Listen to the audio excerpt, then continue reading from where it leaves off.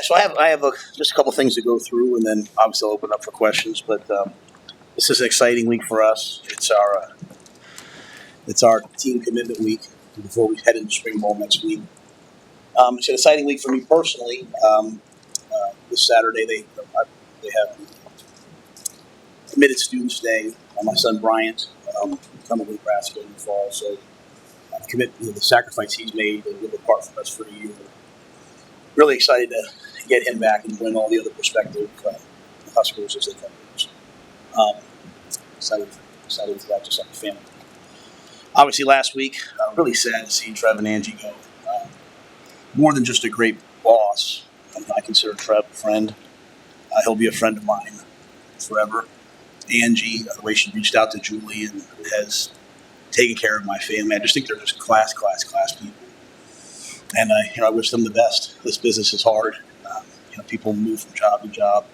You build relationships, but just really grateful for them and sad to see them go.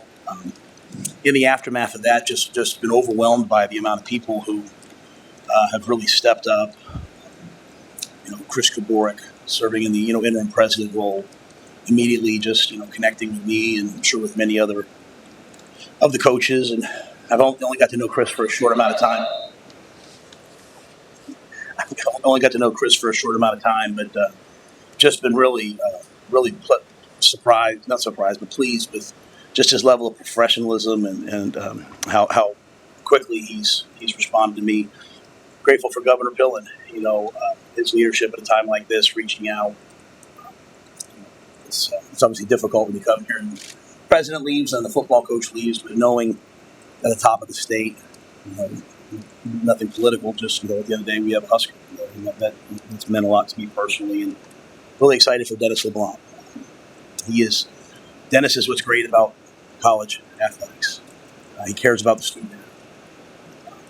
This is one of those jobs when you work in college athletics where you can work a ton of hours or a few hours, and Dennis works a ton of hours because he cares about young people. He saved a lot of young people's lives, and so I trust him, and he's done an amazing job for us as our sport administrator, and excited to see him. And then just anytime Tom Osborne calls you or all the different donors and fans reached out, just really appreciative of everybody. To what could be seen as a tough time, but I think this is a tremendous opportunity.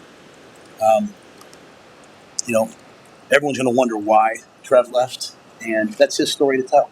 I don't know why. He was very forthcoming with me and very forthright with me, and I have no complaints about the way he handled anything, at least with me. So very grateful for him.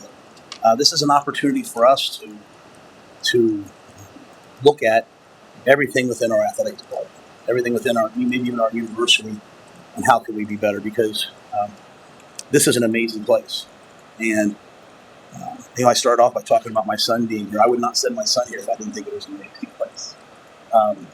My wife's opening a business down in South. We would not invest our money, our futures in a place that we did not believe in. We love the state of Nebraska. We love Lincoln. We love Omaha.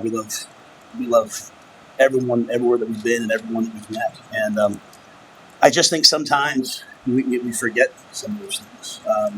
We forget how great a place this is to raise kids. And we forget how great a place this is to live and to work and to be around. And so, yeah, while it is a tough time losing someone of Trev's caliber, all I'll say is I believe we put 15 years in here in athletic administration, and from everything I see in our athletic department, this is a well-run athletic, and this is a good place. And I know he's allowed me to do the things I think are necessary. So he's left the place better than he's found it. And so I think it's an unbelievable opportunity for us to move forward. And the one thing Trev would always say to me is, I think he took this really seriously as the Husker that he is. He said to me, I'm only standing in this position as the athletic director at Nebraska. You're only standing in the position you're in because of the decisions that coaches like Tom Osborne and administrators made 20 years ago. To put us in this position where we're financially stable, we're secure, we have elite facilities, we have tremendous commitment. And the onus on Trev, and now the next AD, the onus on me and the coaches and leadership here is to make sure that 20 years from now we look back and we say, the people that guarded this place during this time were tremendous stewards of the university. And I think that's really, really important. You can't take a step backwards. We have to take a step forwards. And the thing that I'll say is we have to be unabashed in our desire to be the best. Like, we cannot worry about optics. We cannot worry about what people say. The way you win in college athletics today is you invest. And I can't think of a state that knows that better than this amazing state, whether it's all the amazing financial institutions, people all across the world, try to read about the people in Omaha and Warren Buffett and Berkshire Hathaway. I mean, you don't get a return until you've invested.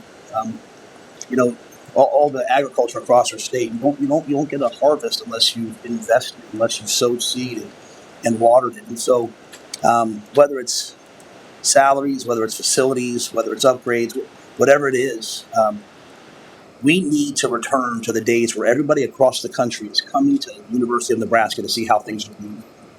I called Kirby Smart last week and asked him if I could come down and visit Georgia. We sent our performance nutrition people down to see Florida and Alabama. I want people coming in. Now, when Julie was the head dietitian at Temple, she was putting together a training team. She studied Nebraska. And so that, to me, is the place that we're at.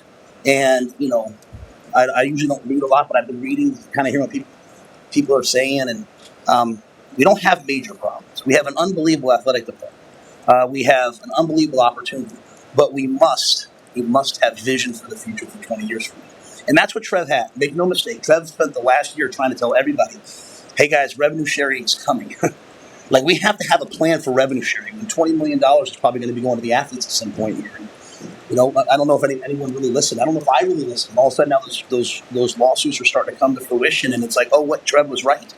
And so we're going to have to do, think of things differently. And so as he now leaves and as he transitions, that's what has to happen here. We have to have amazing leadership that is saying to themselves, hey, what's the next 20 years going to be like? And how do we make sure that the University of Nebraska athletics is relevant in all of that? And that doesn't preclude the university, right? It's such a hard time in college athletics because college athletics is big business. And if you look at the business, the University of Nebraska athletics is one of the best businesses in college athletics. It has the least debt. We don't take student fees. We don't take money from the university, where most schools, even in our conference, are doing that. So we have a tremendous financial model. I think we have to have a ton of vision moving forward to get to that. So I don't think the issues that maybe everyone's thinking are out there. I don't know if they're out there. I don't think that they're out there. I think that we're just on the precipice of a really, really important time to get the right leadership in here who's not worried about making tough decisions, who's not worried about investing, who's not worried about, man, what are people going to say if we hire a few more people? Like, this is the time. And it's not just about who we hire, it's about who we retain. We have to retain that leadership. We have to retain our student athletes. We have to be the model of that across the country, because that's what Tom Osborne and that's what Bob Devaney and that's what they built the best player development university in the country. And you can't develop people if you don't retain them. So that, to me, is the place where we're at. I'm just so grateful for Trev and Angie, but I'm also really excited about the future and grateful for Governor Pill and Chris Kaborik and everybody else that's reached out to us at this time. So I think when you look at our university right now and you start talking about, hey, are we relevant? Obviously, we're always going to be relevant here. But I'm really grateful for our winter sports and how relevant they're making us across the country.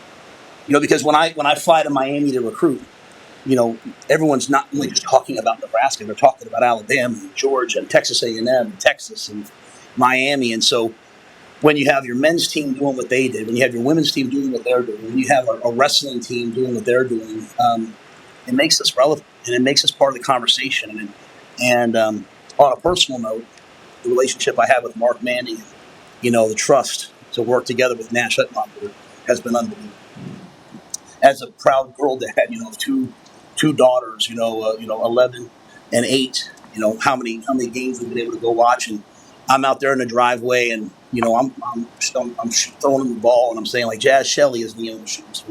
Markowski backs it down as Vivi takes him down and backs me down. I mean, for them to have role models like that, like a women's volleyball team, women's tennis team, just amazing. Not just the winning, but the amazing experiences. I mean, watching us go toe to toe with Iowa at home, and watching Jazz Shelley get up and make 4 free throws with the game on the line, and being able to talk to my daughters about that afterwards. Just amazing moments that are awesome to be a part of, but also relevant nationally. And then to watch our men's team, to To think about how much joy, Keisei Tominaga has brought in just my family in the last year. To think about how hard Josiah Alec was. To think about, the pain and passion on Juwan Gary's face the other night. To think about, Sam Hoiberg out there diving for balls. I just think it's an amazing time. And so I want to spend today talking, obviously, I know you guys asked me about Trev and the future of that, but there's so much that's right. There's so much that's good. And, I've gotten kind of frustrated in the last couple of days as national people have called me and, hey, what's your contract situation like? Well, I'm here, and I'm all in, and Julie's all in. And I loved Ted Carter, I love Trev, and I came because of them, but I came to be at the University of Nebraska, and I've loved the people that I've met, and we're not going anywhere unless you guys kick us out. And so I just want to make sure that I spend my time talking about everything that is right. And the last part of that is our team. This team has come so far in these 8 weeks. I mean, the problems that existed last year aren't the problems now. And the team's adjusting to me because I'm becoming a different Coach Rhule. We're getting a different Tony White now because we're going to give our players the gift of high expectations. We snuck up maybe on people sometimes this year, like, the Huskers. Well, they're going to be ready for us next year. They're going to be ready for the 3-3-5. They're going to be ready for, the players that we have. And so we are pushing them and driving them. And what I love is they're accepting it and they're sprinting and they're running and they're working. And this is going to be unbelievably competitive spring ball. If we've done one thing well, we've put a lot of talent on the roster. And I'm really, really proud of them. And I don't tell them that very often. I'm not a fuzzy, feely type of a coach. So it's important that they hear it. I'm proud of them. And the thing that separates the good from the great, in I believe in today's generation, is their ability to handle frustration. Think about when we were young and there was nothing to do and parents would let us watch TV. We'd go do something, right?